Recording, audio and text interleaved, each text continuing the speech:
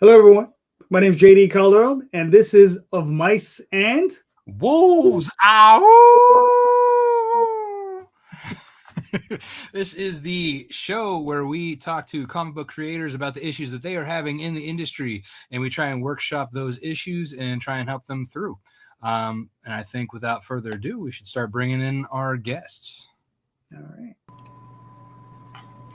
How's it going, everyone? Hey, Jack. How's you doing? How you doing, Jack? Go ahead and tell the good people who you are and what you do, sir. Excellent. Well, my name is Jack Holder. I'm the writer and creator of Arcane Industries, Magical Musings in a Mundane World. You'll see a bunch of fantasy books and comics like the God Street series, Legends of the Realm, Born of Magic, and the current Legends of the Realm pin set. Very nice, very nice. And our very special guest. Hello. Hold on. I gotta save my file. Come on, you were in the green room for a minute. Yeah, I know. No rest for the wicked. Hello, everyone. My name is Daphne Lage, and I'm a cartoonist, illustrator, and comic book artist from New York. I have been doing comics since 1997 with this. Not Rob, but the JD here with this miscreant. And I am known for my medieval fantasy comic. They're both medieval fantasy, kind of redundant. For my furry fantasy adventure, Tall Tales, which JD writes, and my other fantasy comic, Ego Raven, Heir the First Unicorn, which just finished a run on Kickstarter. So that's it. All right. Very nice. So Rob, explain the details of the show. Yes. So you can let them know the rules. I think Jack, you probably already know the format. Daphne obviously does. This is very similar to the Mastermind, where we kind of you tell us your issue or hot seat, what have you, and then we kind of go through and we talk about how we can help you. So basically, we start off with the questions to kind of get clarification as to what the issue is and how and what you've already tried. And then we move on to the answer section where we tell you our thoughts and go from there. So usually we go clockwise. Daphne, would you like to go first, or would you like Jack to go first? Oh, Jack can go first. Okay, well, we'll switch it up and we'll go for Jack. Right. Jack's like, thanks. Literally put him in the hot seat. There you go. Hey, we're keeping me awake faster with 3 kids under 5. Just get me in early. That's the right way to go. I understand. I get it. Of course, my kids are a little more. Well, my first 2 are 2 years apart. Then my third one's 7 years apart from the younger or the middle one. I spread that out a little bit. So the major question right now I'm struggling with is one of the good ones. In a couple of months, I'm going to be launching issue 6 for Legends of the Realm. It's actually going to be a major milestone for me because it's going to finish an arc. Now, I've launched and funded Kickstarter anthologies before. I've done a graphic novella, but this will actually be the first time I've actually completed a first arc, and I have been self-publishing since 2017. So we're coming up on 10 years, pretty darn close. I know, that is sneaking up on us. And I know that right after this issue is done, hopefully over the summer, I want to go semi-quick into launching a trade paperback. But it's one of those things that's like 5 years after you thought about it, you launched the first one. What do you do to really not just reinvigorate your base, but it's a trade paperback. The stakes are in fact actually higher. How do you make this a lot better? And for everyone involved, casuals and hardcore fans alike. Okay. Mm-hmm. Does anybody have any questions for Jack to kind of help with clarifying what he's already thought of, what he's done, more along the lines of what the question is? Now, when you're talking, I'm sorry, I have questions. So, just I mean, you had that. You went in to say your question, yes? Yeah. So Jack, my question to you is, one, what is your commitment to the graphic novel, right? And when I say that is are you prepared to like print like a large run of them, or are you gonna go POD?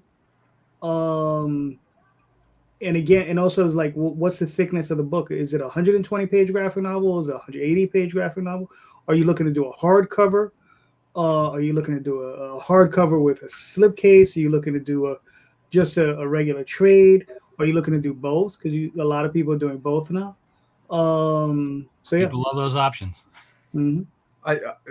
I love all of those options. I know Rob's done, I think, just about every single one of those, except maybe slipcase. Well, but that's coming though. That's that coming is volume 3. That is coming. And JD, I know you've done multiple trades, Mm-hmm. which is why I was really happy to get the opportunity to talk with y'all about this. I mean, I could see Daphne half the time on our shows being like, "I got trades for days." Yeah, exactly. Yeah. So it is bigger. Each issue is about 28, 32 pages. So I was going to say your issues are above average long for a single. Yes. So at 6, you're looking at already around a 250-page book. And it's one of those, I'm trying to figure out how, when it comes to how big a run,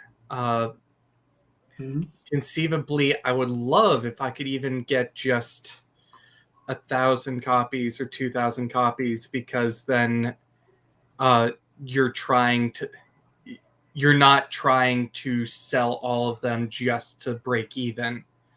At the moment, I'm really just thinking about trade paperback. I'm thinking as the series progresses, maybe going back and doing a hardcover re-release.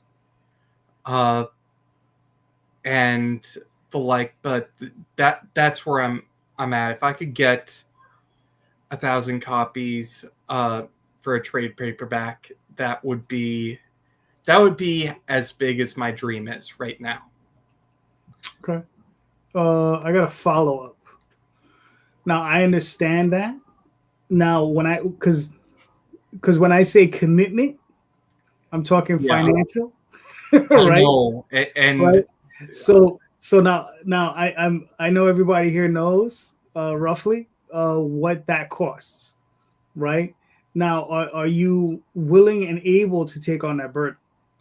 That is such a complicated question. Well, ain't that the truth? I don't want. Well, the first thought off the top of my head is, Jack, you idiot, don't get into politics. At the same time, tariffs are possibly coming down the pike. And right now, books are not on that list, though. Right.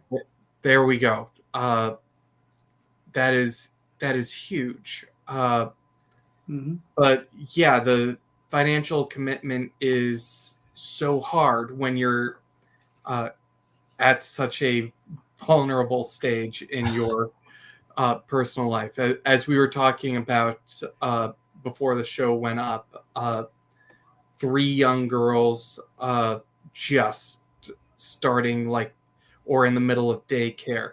Things get so up in the air, and you're just like, okay, my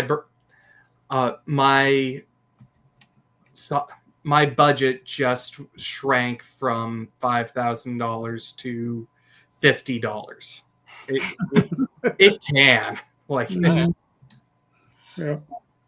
Yeah. Okay. Well, what is the average? How many copies of your regular issues do you usually sell on your campaigns? I would say about between 80 to 140. It because I also take into account that first year of conventioneering. A lot of people are going through that. I'm laughing because I finally got through the regular issues for issue 1, like the regular cover for issue 1. I can only sell the variant covers for that one because I'm out, and looking at the math, it's like I need to buy 300 copies just to bring this below 250 a pop. Currently, with modern print comics printers, which is another reason why it's like, no, you need to keep going towards a trade paperback and push beyond the first 6 issues and start getting towards you're selling variants and the trade. Oh, my other question is, because in my experience selling trades, I'm always selling less trades on a campaign, but I get a higher dollar. It's a higher dollar amount, so technically I make more money on trades, but I'm selling less of them because the audience for trades is different. So if you're selling, say, oh, by the way, that's a parrot in the background, just ignore them. If you're selling about 100 copies of your book on the regular, how are you accounting for the 900 extra copies trade that you're saying you want to invest in? Right. And most of the time it's made up in the next year or two on the convention schedule. And it's because going through the comics is so expensive printing wise that you need to have that initial burst. Like I tried to, even with the floppies, I try to get at least 300 copies to keep the margins big enough. But I do agree on that. My second Interfaith Comics anthology, I ended up with I want to say a 5,000 copy run. I'm probably going to be holding on to that for the next 15 years. Which we would recommend you not do that. Don't trust it on anything.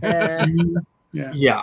Well, to play devil's advocate for Jack in the reasoning of having such a higher order, also if he's ordering it from China, let's say, it's easier to buy those in bulk than to, because printing on demand with those are not cost efficient whatsoever. No.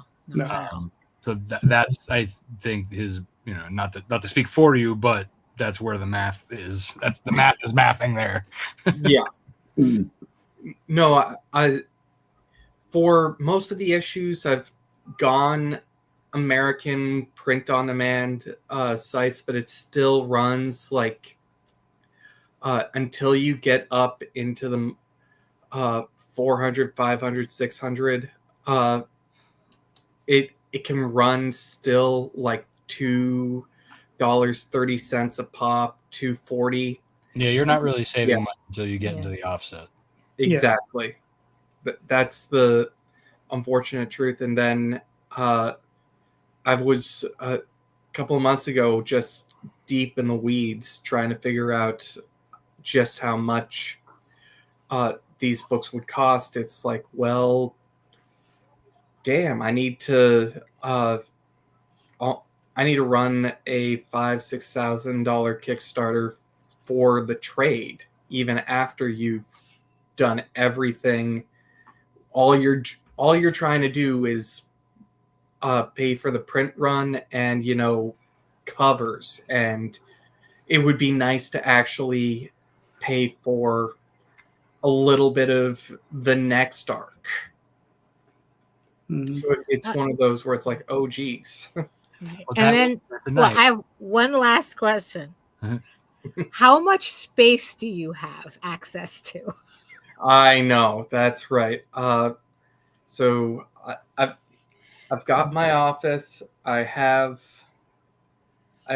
technically have enough room that I could store the books here in my office. 1,000 trade paperbacks. Yes, that's a lot bigger than you think. Yeah, no, I agree. I agree. Do you live in a house with a nice big garage?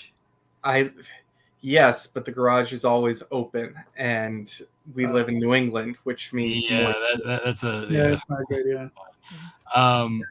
I'm sure y'all have seen, before I decided to hide everything, my background, where once I had my first volume trades stacked behind me, and I basically made a throne of boxes, until finally I decided to put up or shut up with a storage unit.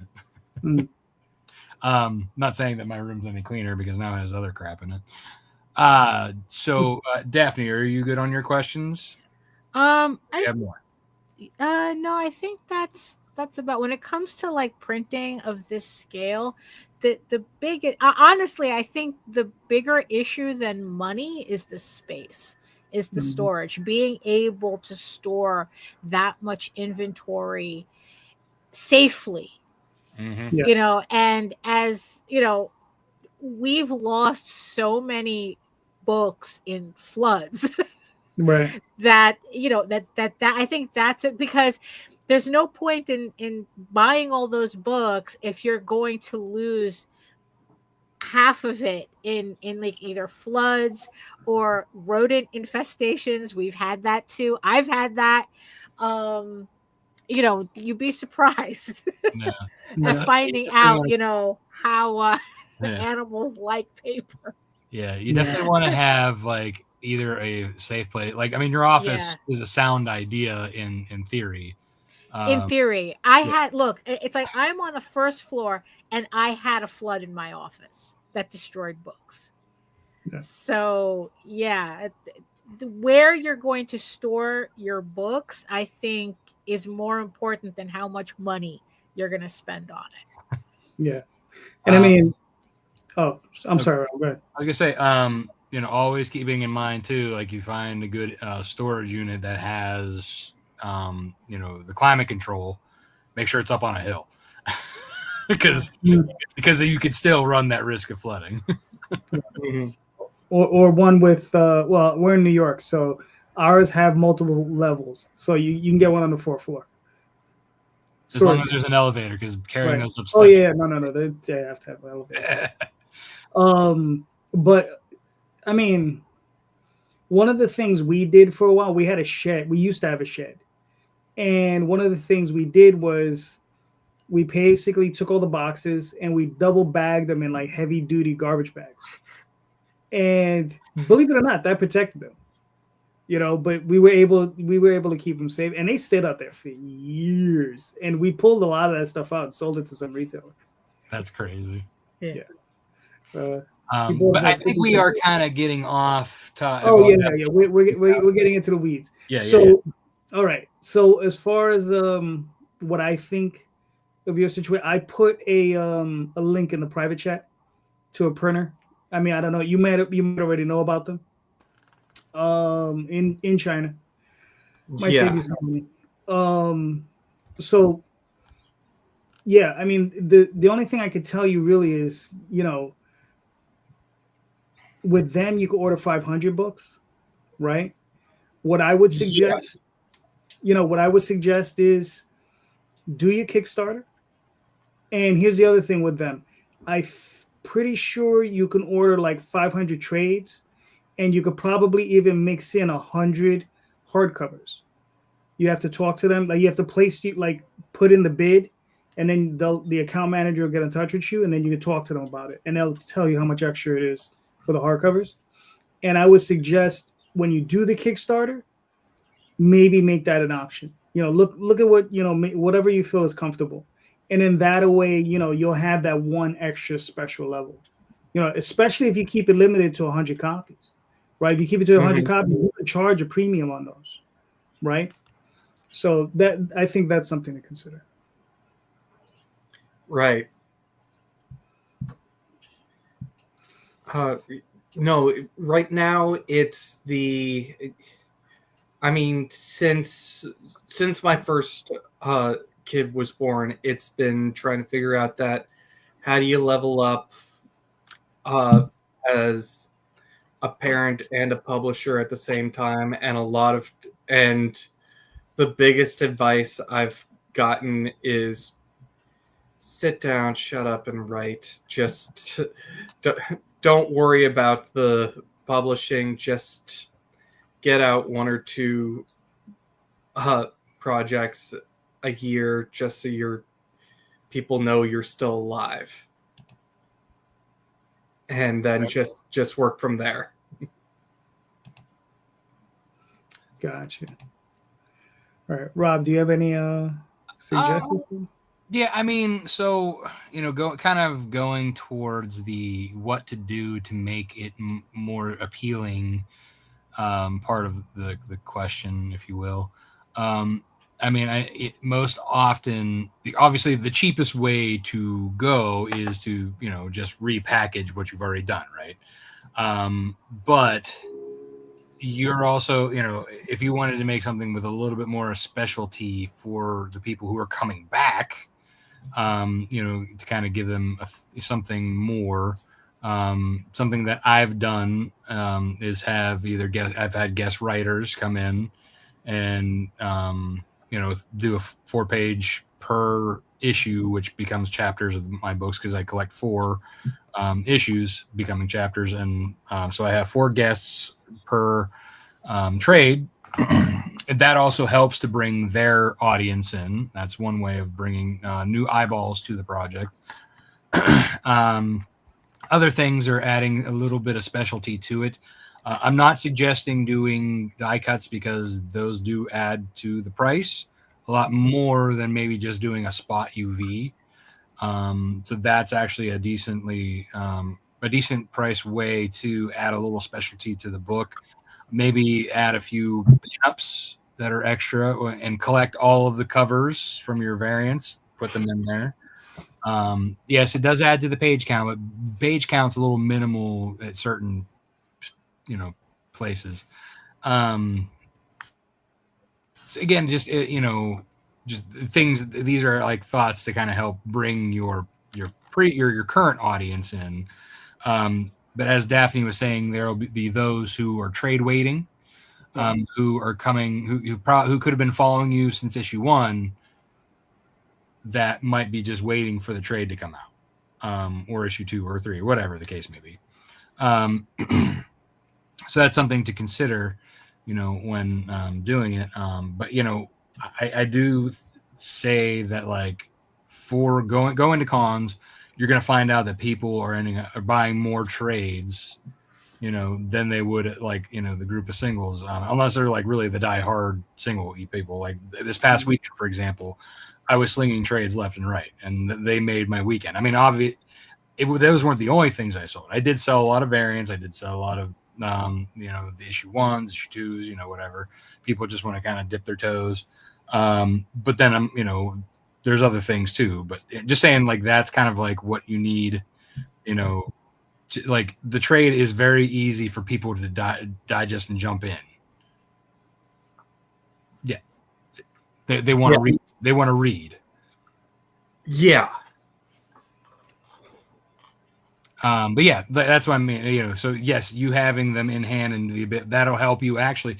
So like, your thought about breaking it up, as much as a hardcover will help to raise that level, it's also going to add to your quality. So I'm going to kind of go against what JD's saying, because this might help you in the long run, is maybe to do the soft cover first, because then that can kind of keep you at like a level that you know, if you can get through to get that trade, and then you can start selling, you know, what you have in bulk at cons and through Kickstarters, come back. There's Chad. You know, to you know,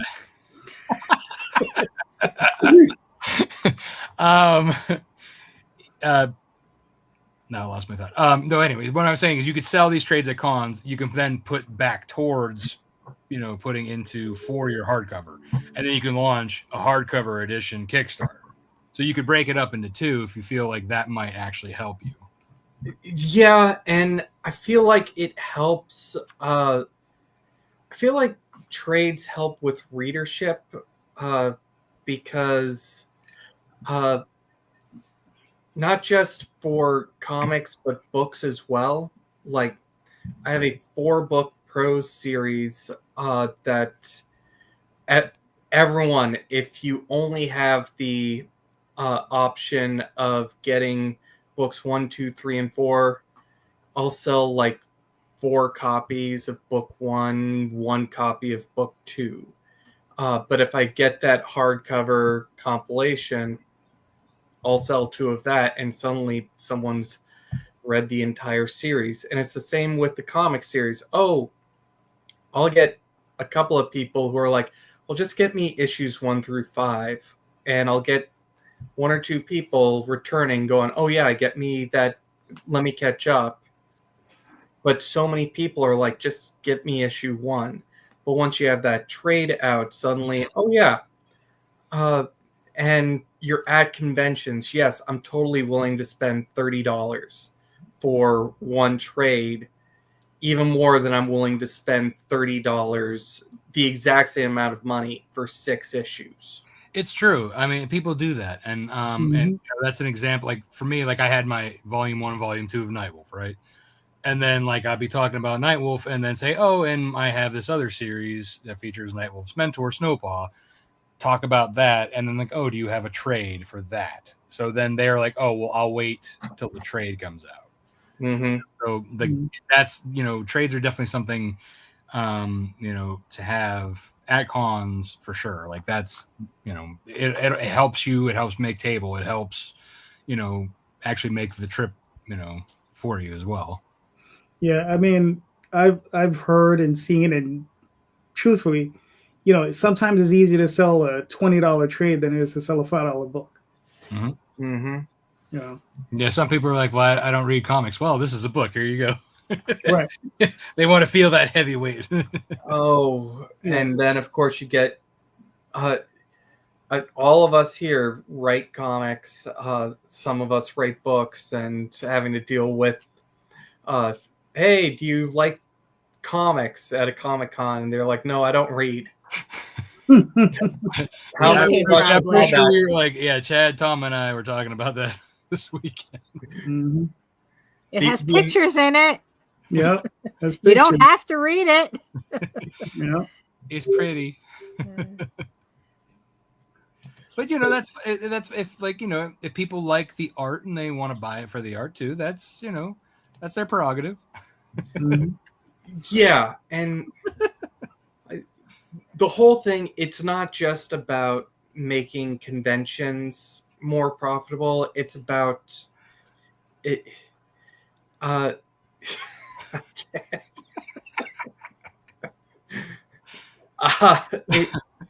It is in fact about leveling up as a creator, doing the things that turn this from a hobby that only loses you a bit of money to maybe even making a bit of money. And it getting to that trade paperback status of, hey, I've got this as well.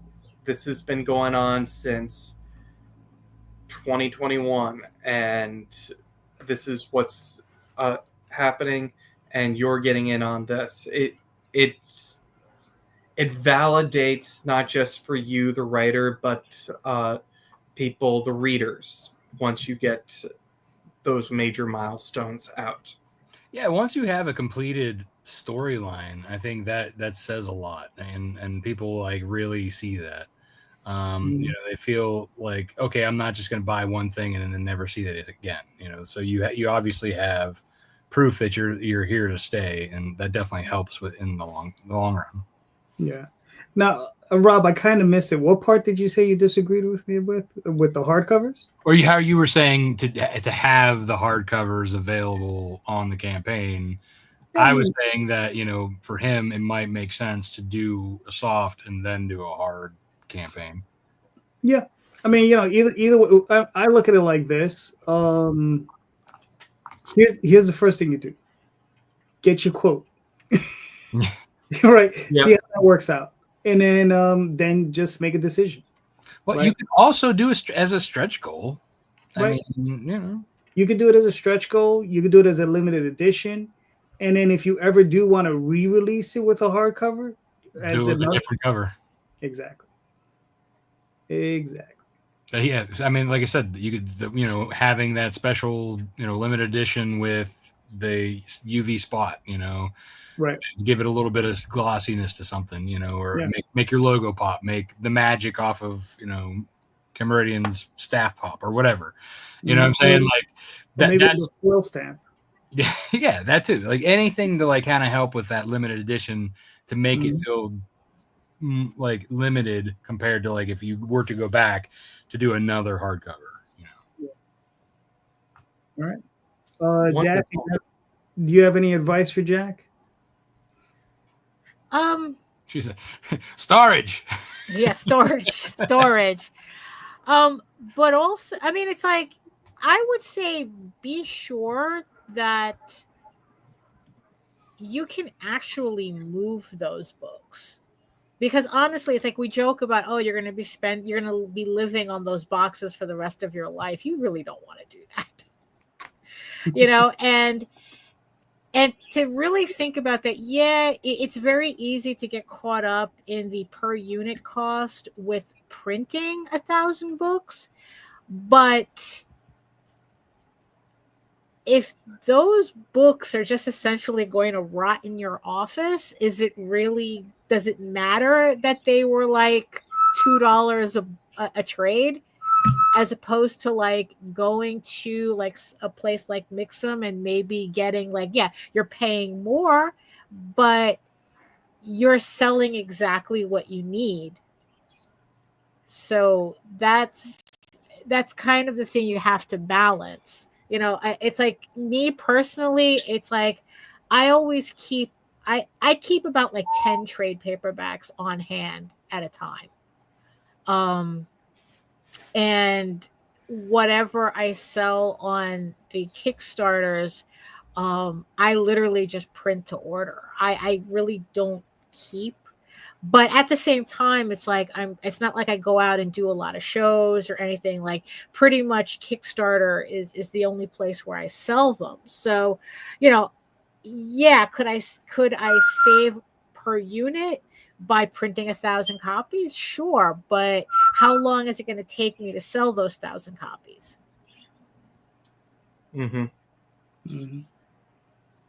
Yeah, especially if your average campaign, you're only printing 100 physical copies of something. So, you know, that's a big spread to make up. Have you polled your audience or, you know, to see if like they have been waiting for trades? Like if you're going back and saying, hey, you know, like I know those of you who've been following me along, are you interested in trades too? You know, that's always something nice too, to find out like what your audience, you know, wants, you know. I have not.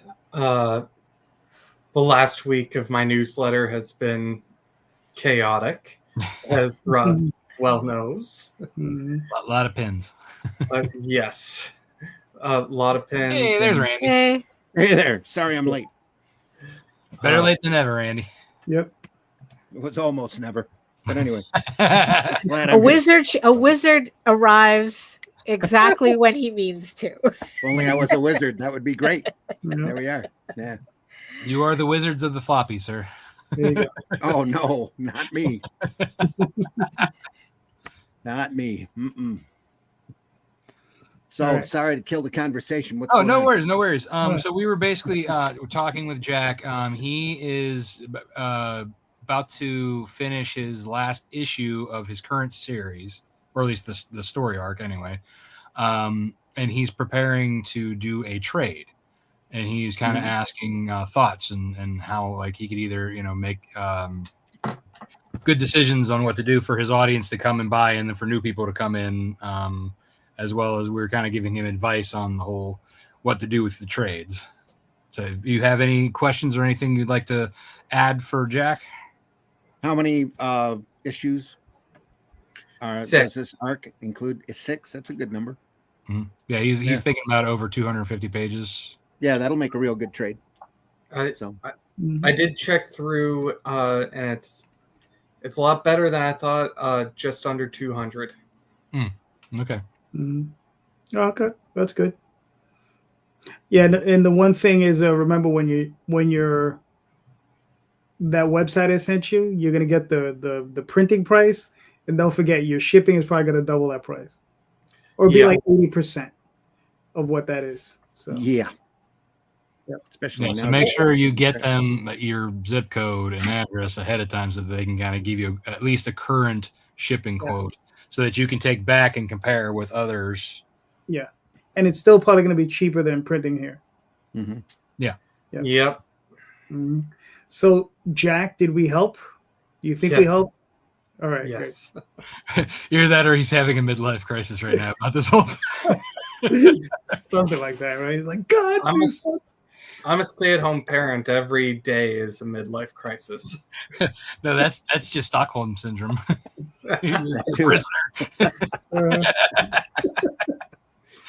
No, but I get it. I most often work from home, so I'm always the one who has to take the kids everywhere, get them everywhere, feed them. So I understand. All right. So, Daphne, do you have your question? So I keep hearing the advice, especially when it comes to Kickstarter and conventions, and considering that I have Baltimore Comic-Con in October, I keep hearing the advice that you have to make selling your comic an event. When you go to a convention, you have to make it an event, in order to like build up interest or something. The problem is that nobody ever explains what that means. Like, what does it mean to make a Kickstarter an event? What does it mean to go to a convention and make it an event? Like, the Met Gala is an event. What am I supposed to do at a convention? Serve chicken. Yeah. Brownies. Yeah. Especially the Starbucks brownies. Laced, right? Preferred. Yeah. So, what's the event for a Kickstarter and a convention? What does that mean? Okay. Does anybody have clarification questions for Daphne? Yes. Because we had this conversation just before we went to bed last night. I'm sure that was an event. It's not a good, there was a not a good topic of discussion before you go to sleep. This is what we do. We talk about comics. So if I tried that, my wife would be like, "Shut up." Right. Well, this is what I made a good choice. I picked an artist. So damn it, you threw me off. You were talking about last night. What happened? Right. No, Kickstarter events at conventions. Yes. Yeah. Conventions. So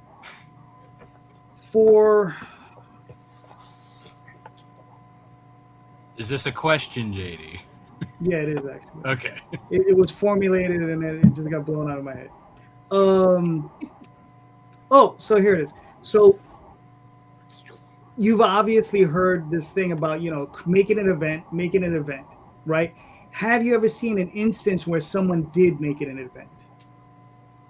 Is this something that you've seen before in the past? And is it something you think can be replicated by you? The only people that I've seen actually create events are large companies with the budget to make events. You go to San Diego Comic-Con and those booths, from Marvel, DC, Lucas, the whole thing, it's like those are events. Funko Pop, those are events. I don't have the budget for that. And the thing is, though, is that, we're also talking about IPs that in and of itself, they sell itself. I mean, so like the Tenchi campaign made $50,000 on word of mouth alone. So the fans themselves turned that into an event. Right. But I haven't seen anything on a smaller scale that feels like an event. Like I was just recently at a book convention, and in the end, it's like every vendor looked the same as at a comic book convention. It's just that, I guess depending on how long the author has been promoting their stuff, or what kind of reputation the author has, but that's long game stuff. That's very long game. But just do an after. Yeah, and what's funny is that I've seen people do that too. I've seen some small creators do an after party. But again, that's like a budget decision and kind of like a thing that has nothing to do with your book. You're just throwing a party.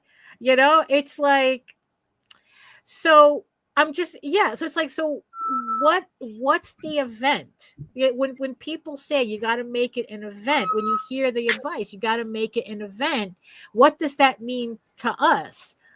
If when I go to Baltimore Comic-Con, I mean, what am I supposed to do other than show up, create this display that I've been spending the last couple of months like mapping out, and then just doing what I always do at a convention? Like, what's the difference between doing the convention and doing an event? Go ahead, Jack. So my question is almost based around extrovert versus introvert. Are there event style things that you would sort of enjoy, that you think your readers would enjoy, that's not based around a loud, flashy, expensive event? Like, because I'm wondering if there are things that you can do that are more intimate and like maybe doing a live stream of dressed up as a favorite character, where you're doing like a reading of poetry that they would enjoy, or a wedding. Yes, a wedding, a tea party. These sorts of things that it's an event, it's special, but it's not backbreaking. Speaking of cosplaying, as a little aside here, Vesania cosplays as her character at Comic-Cons. Vesania Lindsay. She does that, and also has like a little thing on her table. But anyway, back to the question. Randy, do you have anything? I don't have a question. Maybe a statement. One thing that conventions are. We'll get to the statements after the cue. We'll get to the A. Sure. Gotcha. Well, all right. I'll be quiet then. Well, no. I think we're at that point anyway. Right? Are we? Okay. So everybody. Well, I have one question before we move on to the A section. I have a question. Go for it. Who is telling you? So I've heard the Kickstarter as an event. I kind of understand that one a little bit, and I could talk to that a little bit more. However, my question to you is, who's telling you to make a Comic-Con an event when it's already an event in and of itself? Right. No. This is just advice, general advice that I hear. Who is generally saying this? Because this is the first I've heard that, like making a Comic-Con an event. The Comic-Con is the event. I've heard it. That's the advice that I've heard. It's like the royal we. Yeah, it's the royal we. Okay. It's the royal we. All right, Randy, go ahead with your statement. Make your statement. Well, Rob basically covered it. The Comic-Con is the event. Right. Yeah, you're gonna get drowned out by cosplayers and anime people and voice actors and all of this. Anyway, in my opinion, your best bet is to have something with them to remember you by. And for me, the one thing that I've been missing that I keep making a mental note to do, especially at larger cons, is to make up postcards that remind people that, like, for example, the 2 podcasts that I do, put that on one side of the postcard, right, because I can't tell you how many times I've told people, go to YouTube. And then on the other side, run your campaign, whatever campaign or whatever you're advertising. Give them a little simple postcard, laminated, looking nice, so that when they get back home, when they're going through their goodie bag, they end up seeing you. Maybe they'll actually go to your site, or maybe they'll actually pick up your podcast. But other than that, you're in the middle of a huge event as it is. If you hold a tea party or a wedding or whatever, you're not going to probably attract a whole lot of attention other than, just be one more bit of spectacle at a large collection of spectacles. Right. Yeah. Yeah. So the thing that gets me at shows, and sorry if I'm going off the rails with your question, is I can go through Artist Alley and everybody looks the same, and it drives me crazy. Everybody's doing the same dark book, mostly horror, mostly black, dark. The heaven and hell come and fight one another or something like that. Nobody's looking out for, very rarely do you see somebody out there doing a product that's different. And those are the ones that are really standing out to me. The ones that I always make sure my tablecloth is a different color than black. Yeah. I've got a big yellow banner that I put behind me because everybody else's banner is black. Right. Just to try to stand out like a sore thumb. But I don't know what kind of an actual event that you could hold there other than having a panel discussion or two. Because at every show that I do, I always offer to moderate or do a panel or teach cartooning or whatever they want me to do. Because that seems to give me more distance than sitting behind a table going, I got a comic. Yeah, I mean, because it's like, that's and when I was designing my table setup for Baltimore, it's like that's what I'm thinking of. It's like, okay, how do I stand out from all the black tablecloths? Yeah. I mean, so it's like, and it's like, so the table design, it was really important. It is really important to me. But like in the end, I don't see myself like doing a convention any differently than I've ever done, except just try to like present myself differently from everybody else. But I wouldn't call that an event. No, exactly. I mean, and that's just like trying to stand out. I mean, like, obviously there's like 2 types of, vendors. There's the people who just kind of let them once you kind of get, if they hesitate enough, you can actually talk to somebody, right? That's when you approach. You don't feel invasive, you know. And then there's the carnival barkers. The carnival barkers are the ones that I think try to make an event like, hey, come on over here. I got a comic for you. Hey, you like this? Right? Oh, Yeah. hey. Yeah. Drive me crazy. Exactly. It really does. Yeah. But, there's times where it can be done well.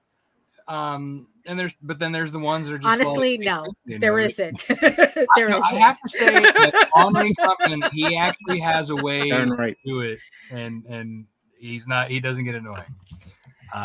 But he's one of a million, that's for sure. I love Honor. He's a good dude. But in general, yeah, I mean, for the most part, like, we have to stand out. I mean, and this goes back to, like, from my experience from my very first con, like, I had a book, right? I had one issue. How am I going to draw people in, right? So I, as the graphic designer I am, I got my banner.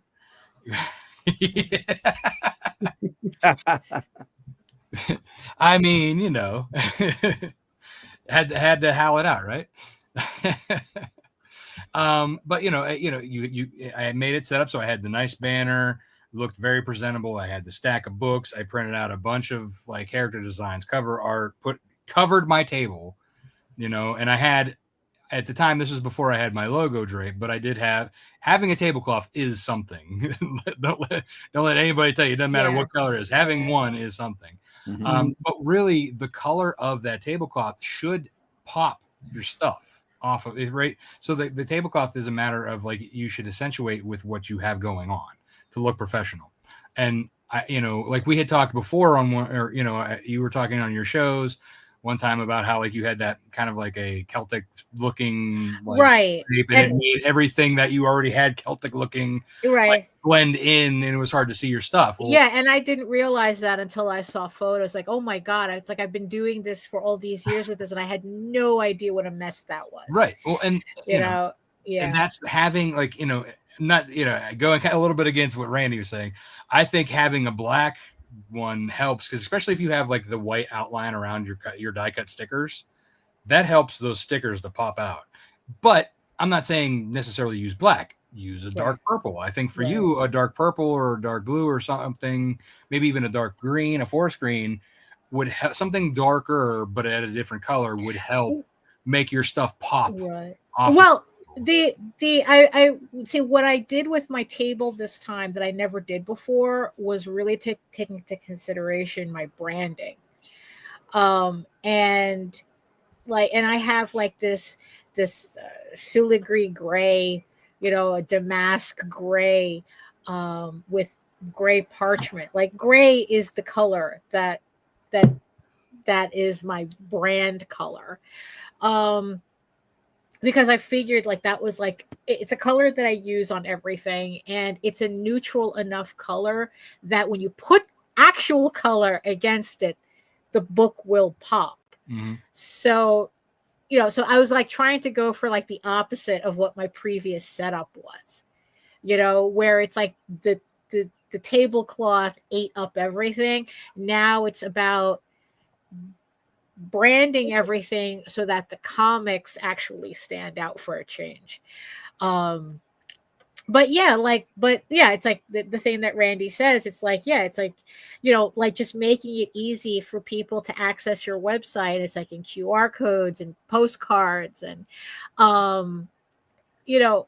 but like, short of going back to actually, like, dressing up, in not exactly cosplay, but just like dressing up like Ren Fair clothing or something.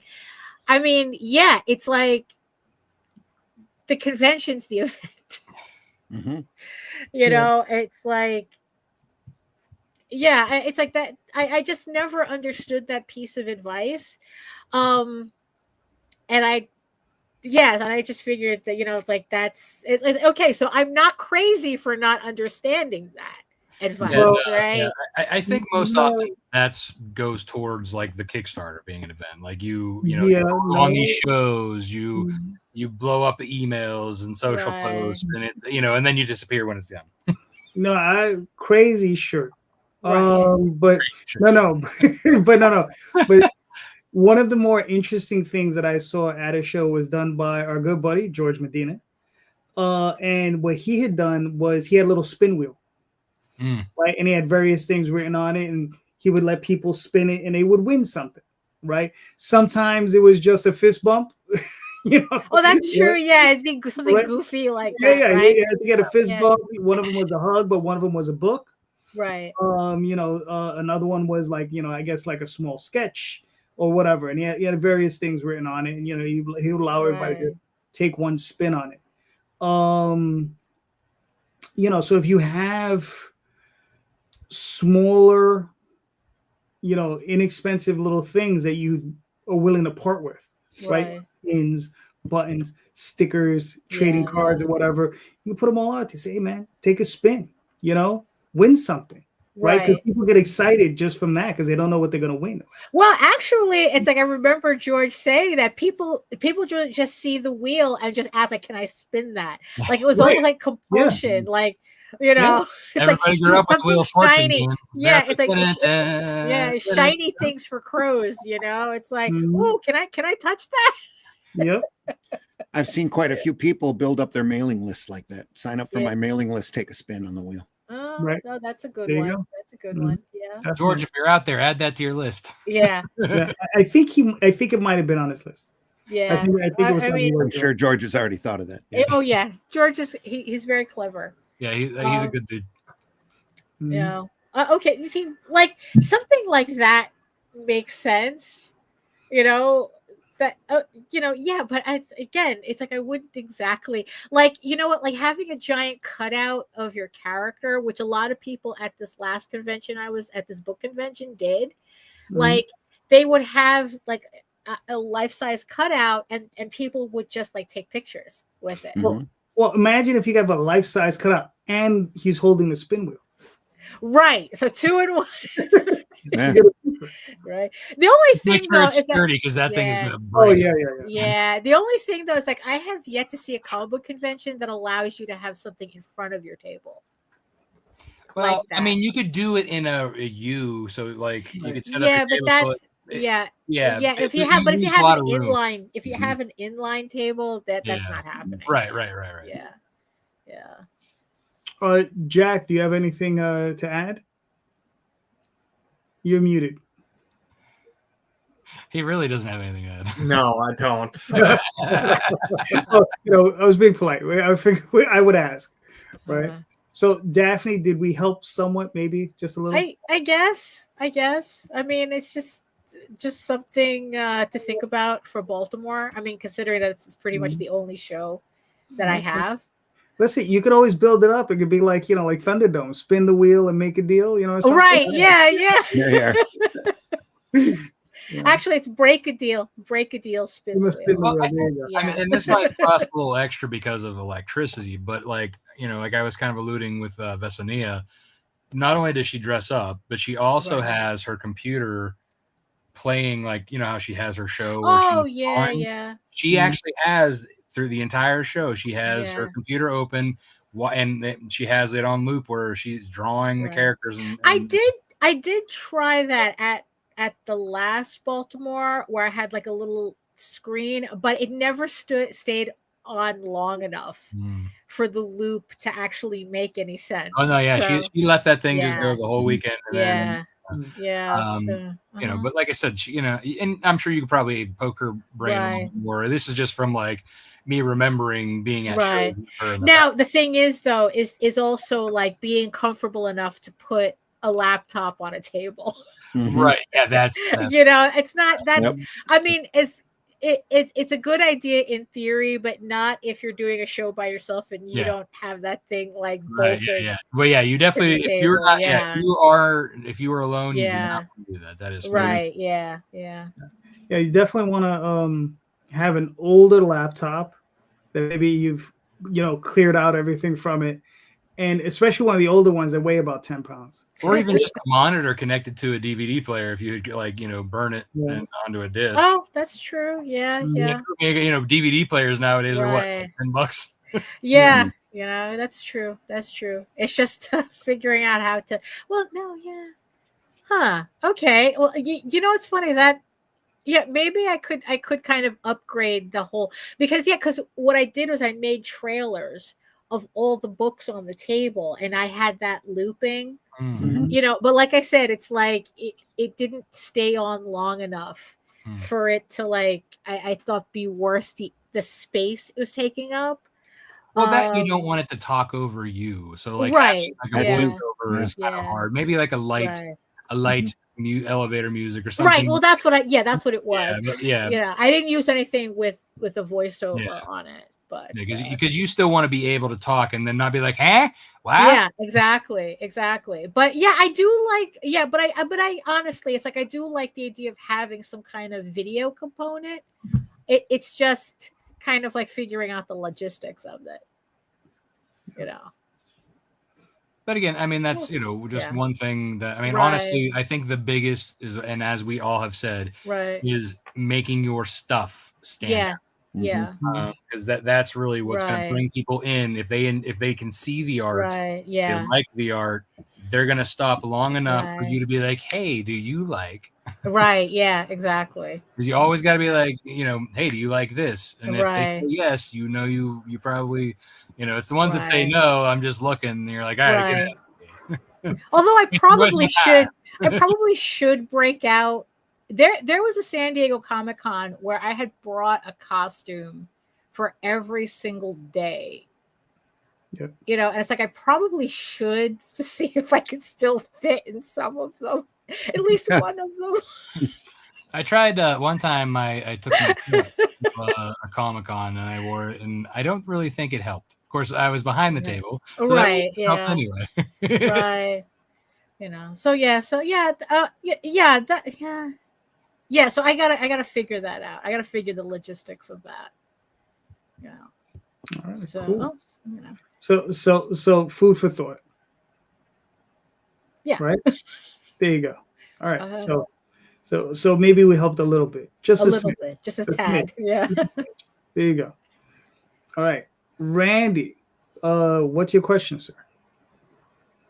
The biggest question I've had the last couple of months are all revolve around floppies and whether or not they're really in the alternative and independent market, if they're really necessary, if they're maybe a format that hasn't passed its prime, especially when it comes to crowdfunding campaigns and the cost of postage, which has gotten so outrageous. Yeah. That it might. I had a campaign up over at fundmycomic.com for the Fool. It's still up there, but nobody buys into it. But it's just a floppy, full color comic. Really happy with the story. Real proud of the product, but nobody's looking at it. And when I go to sell it, you pay $5 for the floppy, then you got to pay $10 for the postage. Right. And it just doesn't seem worth it to me. And if it doesn't it doesn't seem worth it to me, how's it going to seem worth it to anybody else? That's why the last few books, the books that we're doing with Russ now, are nice trade paperback, actually magazine size, A4. Yeah. Album size. And those move, and I move those at the shows more than I do the floppy books now. Well, they're very they feel like you're getting more. You're getting a book. Yeah, they're it's very nicely formatted. Yeah. I mean, because what's funny is that do you have any other titles that have the same problem? Like as a floppy, they don't. I've got a ton of one-shots, and I've been doing this since, longer than you guys have. And I've got all sorts of floppy comics that I can sell. I've been thinking about taking all those little one-shots and putting them all together into a book because books seem to be selling for me. Yeah. So they are one shots though. They're not like actual series. Oh, they could be series, or they were going to be series, but for one reason or another, this didn't work out, or that didn't work out, and I wasn't able to continue. So, and it's everything: superheroes, fantasy, science fiction, I've done a lot of stuff. Wow. Yeah, because this is kind of like a thing that I've been like really wrestling with too. Yeah. Because honestly, like honestly, I would love to just do trades. Mhm. To just work straight through and just put out a trade. Mhm. But we know that the financial reality of it just doesn't allow. Yeah, because with print on demand, though, all of that's gone. All you have to do is have a somewhat successful campaign and just mail it out to people, and then take the product around to shows. You might not sell a lot, but at least you'll sell something. Like that's very true. Yeah. The art is a lot of this stuff has already been paid for. I got stuff that is 30 years old that's holding up incredibly well. That I love. I want other people to read it, but it's getting it out there and under their noses. That's the big problem. Yeah, because the thing that I come across on Kickstarter, as much as I would like to not do floppies, is that on Kickstarter I could literally, like, even though they don't sell or make as much money as a trade paperback, building up to the trade paperback, technically for me the floppies make more money than the trade. It's afterwards where that kind of drops off.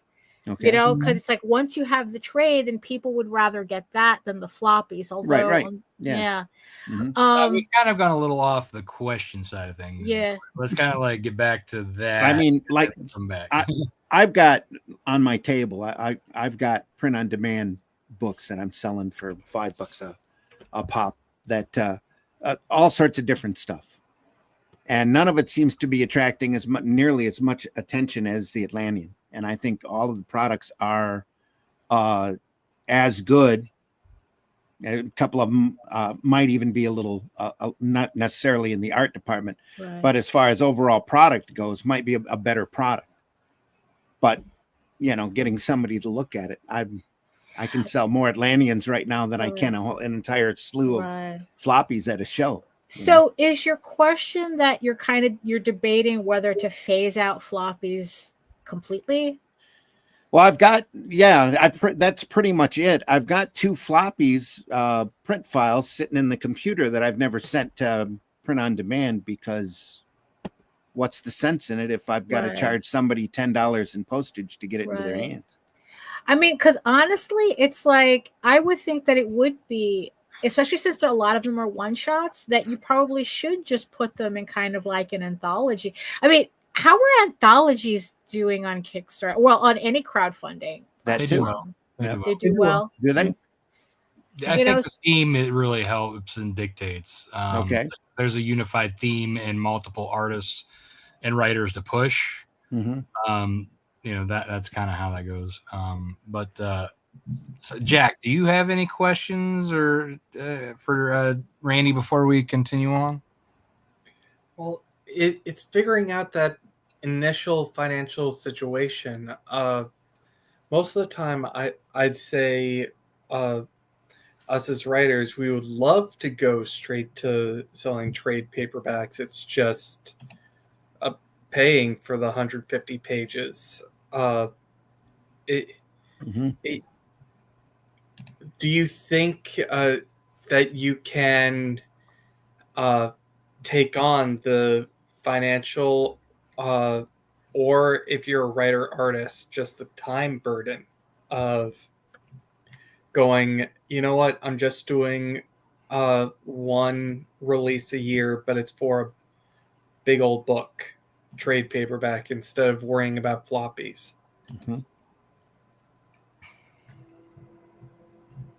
I mean, because I think it would be very easy for you to do like an Arrow Comics Presents and just put everything in a trade. Because I know that a lot of people, especially now, it's buying a trade is a much better value than an individual comic. And gives them the impression they're at least getting a story. Right. Or enough to get into. Yeah. And it's like, if you're just dealing with one shots, unless people know for sure, collectors Mhm. know for sure you're doing a series, they're collecting a series. If they just see a number one and you're not even sure if that's going to extend to that, then I think it's kind of like a combination of, well, there's nothing technically for me to collect, and two, it's technically a story that's not going anywhere. Mhm. But if it was in a trade, it would probably be an easier commitment, because like, well, yeah, I have all these different stories in there. Mhm. Yeah. JD, do you have anything, or should we just continue into since we've already really been into just getting into the statements. Now I got more of a statement than anything else, because I mean, it's like I was telling, like with Daphne, like, the thing is, most of my campaigns, I'll use Oswald as an example. I tend to sell 2 issues at a time, Mhm. right? And they tend to be 2 issues, $10 each, plus $10 shipping, right? Okay. So at least you get 2 issues, Mhm. and you get 1 shipping cost. Right. And it gets a little bit easier for people, especially when I get to that 4th issue or 5th issue or 6th issue, because then they can buy the entire 6-issue packet and get 1 shipping cost, right? So it just depends how much material you bundle it all together. Then the shipping becomes negligible at that point. But yeah, if you're just selling 1 book and it's $10, yeah, it's a little pricey. But the thing is, though, here's the thing. I equate buying on on what we're doing, selling on these campaigns on various platforms. This is boutique shopping for comics. This is not you looking for a discount. If you wanted a discount, you would just go to your regular retail. You go to DCBS, they give 50% off on whatever. You go to your regular comic shop, open up a pull box, they'll probably give you 30% off. I think is that sort of JD, real quick, Jack's got to go, so I'll let him. Jack, Jack, please. Thank Let you. us know where we can find you and your work, sir, real quick. You can find me on Kickstarter. You can find me on Facebook at Arcane Industries. We've got the Kickstarter going on right now for Legends of the Realm. And you can find me stalking Rob's Facebook page all the time. Nice. There you go.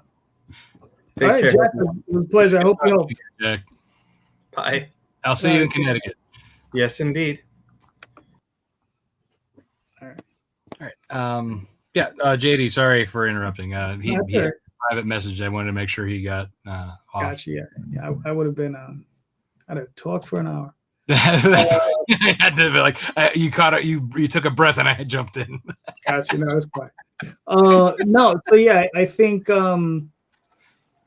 like I said, it's boutique shopping, and I don't think most people are looking for a discount when we're selling this stuff. At least not on these platforms. If you're going, at shows, obviously it's a little different. Sometimes you do have, that you can bundle stuff and you can play around with stuff, but it does get hard with POD stuff because it's so expensive just on the front end. So yeah, I mean that's all I got for that. It's just like, and here's the thing though, like it's like Daphne said, I make a good amount of money on the front end off of the comic books, and then on the trade, you make a little bit more, right? And then the trade tends to be evergreen, because I tend to like stop production on the floppies. You know what I mean?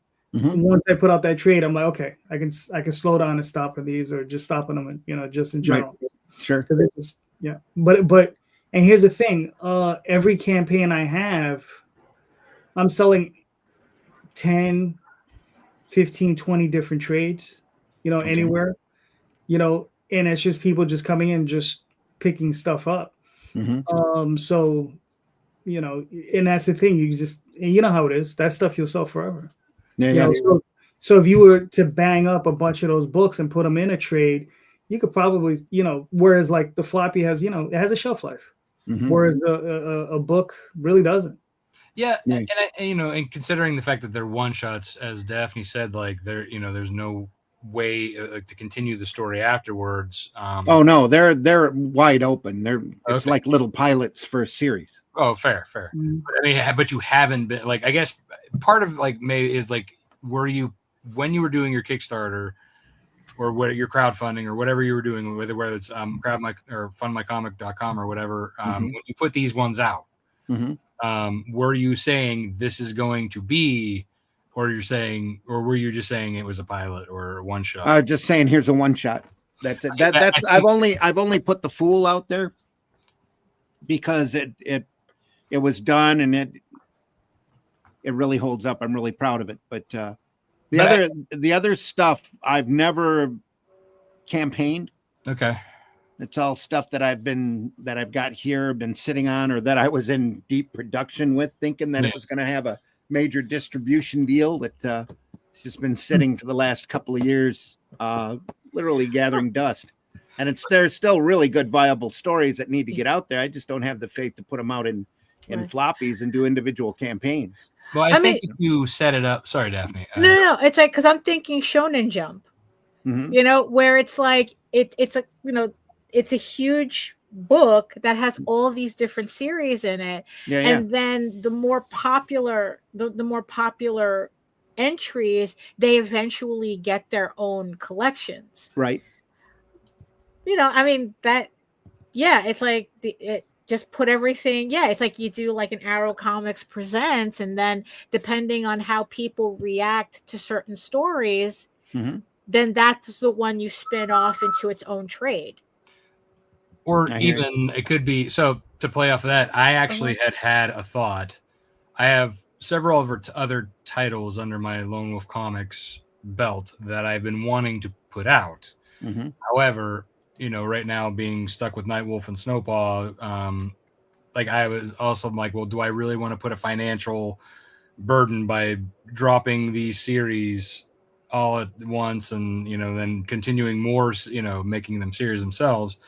I thought to do kind of like a Lone Wolf Comics Presents collab, anthology featuring like the pilot, as you say, of these other titles mixed in with like the first issue of Nightwolf and Snowpaw, kind of introducing all of these titles, right? And then putting it out there, whatever one was the most popular, that would be the next series of issues that I would put out. And then eventually collect into a trade. I think a lot of like selling, like not so much like, I know like you were saying that you hadn't put them out because you were going to do them as pilots. But with the Fool, you had just put the one out and you claimed it as a one shot, but I think it probably might have been received a little more from the collector's standpoint if it had been marketed as like a mini series. If you start, Yeah, because I think from like me personally, I'm not reading a one shot. I don't care what it is. You know what I mean? Like I'm personally, I want to invest in a story long form. That's always how I've been. I want to, as much as like, I have a lot of friends who put out one shots. I may like throw in a couple bucks for like the digital, but like for me, like you actually want me to read. I want to go in for, the long run. To get the story. And I think a lot of people feel that way. Like that if they just invest, like you said, that like, that $5 for the floppy and then the $10 for shipping, that like, okay, that's it. You know what I mean? Like that's what they feel. And I think that might be kind of like what was hurting the chances of it to grow.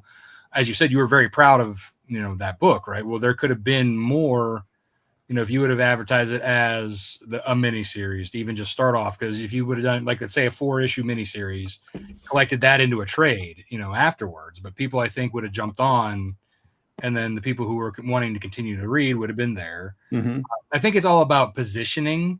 It's not so much that like the floppies are done. I mean, in certain facets, yes, I think kids, now manga being the really thick books and having them readily accessible and affordable, I think that's yes in the long run. I think maybe but I think for the people who still read floppies, who still go to their retailers, their comic shops to pick up the weeklies, who go to Kickstarter. I mean, like Daphne, JD, and I are all examples of people who have been coming back religiously to buy stuff, to buy our single issues. I put a single issue out every quarter at least, and they're still, I'm still, up there, in like 400 to 500 people getting that single issue, and then coming back, like half of them are coming back for the trade. But at cons, like it's kind of like almost 50-50, whereas like you got the people who have never picked up one of the books get the trade, or there's the people who are like, oh, I just want to try issue 1, or the people are like, give me the whole thing, or people who are like, I'm coming back to get what I missed from the last time. You know what I mean? Like, so you kind of get that like mixed bag. But yes, going to cons, the trades help everything. I mean, people want to read, people want that thicker, for me, like I start off like all my floppies are in bag and boards and taped. So they can pull them and look at them, but I'm handing them my book. I'm like, here, check this out. And they're flipping through that and they're like, oh, this is awesome. And 9 times out of 10, that's like, I want this. But yeah, I think floppies have their use. I think if you position them right, they are still viable, at least right now. 5 years from now, you may be very onto something that it is dying. But again, I think right now, if you position it properly, you can lean on that as a series, because you can get the collectors, then you can get them who want the variant covers, and then that's helping you pay to put towards, to do more. And then you still have the other stuff, the metal covers and the foil covers and all that stuff. So that's the event there. People want to buy the boutique stuff, as JD said, from Kickstarters and crowdfunds, and they want the cool limited edition stuff that they're not getting from the retailers. So that's something to consider. And even if you just wanted to like then collect it and put the whole trade in at the retailers, take it to like the cons, they've already gotten their collected editions, their specialties. But then it makes them feel like, okay, I'm paying for something more than just a single floppy. I hear you. Yep. All right. So I think we got it, Randy. I think so. All right. Cool. Well, we got a few minutes left. Not much. Randy, do you have anything live? Do you have on the site? I am writing like a madman. Atlantean 3. We've got Atlantean 2 out, and the Shadow Kingdom out at the end of last year. Start of this one. Nice little hardback book through Critical Blast that's available everywhere, and a soft cover edition of the same story. This version has the story in black and white. The hardback's got it in color. Then we've got 2 issues of Atlantean out that are based off of Shadow Kingdom, which is Cull and Brule running around ridding their land of shape-shifting lizard people while they're meeting other monsters and other people and having fun. Real sword and sorcery stuff. So I'm in the middle of writing 3 right now. Russ is in the middle of drawing it, and we're looking to have that out in about June or July over at Fund My Comic. We don't want to start the campaign till the book's done. Which is smart. Yeah. Well, but we've got good success off of it. We're real happy with it. We'd like to, of course, you can never have enough, enough numbers, but the products are there. Critical Blast has been helping us with different formats and that. They've been doing some really excellent stuff. So I'm real happy with them. Very nice. Cool. This is Jack's campaign. If anybody's interested, you can go check it out. The links are in the show notes. I think he's offering up pins for his fantasy world, which is cool. Is he offering the books too, or is it just the pins? I would imagine he. Pins and books. There you go. Yeah, okay. Yeah. So if you want to catch up on Jack's series, which is really good, it's well written, and the art in it is fantastic. It's a good fantasy series. Definitely check that out if you haven't yet. I'd imagine he probably has a way to get the first issue if you want to try it out. But yeah, no, it's definitely a good series. Check it out. Jack's a good guy, good writer, and he's got 3 young mouths to feed. Yeah. And then this is Magi's Grace. The book I do is C. Michael Lanning. I will be putting this one up on Friday. So. And this is a new cover for this is this is for issue 2. So issue 1 and 2 are available. This is a brand new cover. This is by Art Voyager. And he did a great job. This is a new cover by C. Michael Lanning. And this was one of the original covers that appeared. And these are some of the interior pages. So you can go check it out. And like I said, this will be out on Friday. So we will drop, as they say. And then Oz will be coming out in another couple weeks. Something like that. I just got the books for the last campaign. So we're shipping those out in a week or so, and then back to the hamster wheel. Mm-hmm. That's implying that you leave the hamster wheel. He does just to go to work. Yeah. Yeah. This is true. All right, ladies and gentlemen, we made it to the hour and a half mark, or made it to the 10:30 mark. So, Daphne. Yeah. Where can we find you and your work? You can find me and my work at my portfolio site at egoworks.com, EGOWORKS, where you can find links to all of my galleries and social media sites, but I mostly post to Facebook. As I said before, I did finish my Ego Raven issue 10 Kickstarter, but if you'd like to see issue 11 as I'm working on it, along with the novelization of it, you can head on over to my Patreon. And if you join the sorcerer level, you can see all of that work before anybody does. It's the only place you can see it. You can see the pages and the corresponding novelization. And before the campaign for issue 11 goes live in the next couple of months. So everything can be found at my website at egoworks.com. All right, cool. Randy, where can they find you and your work, sir?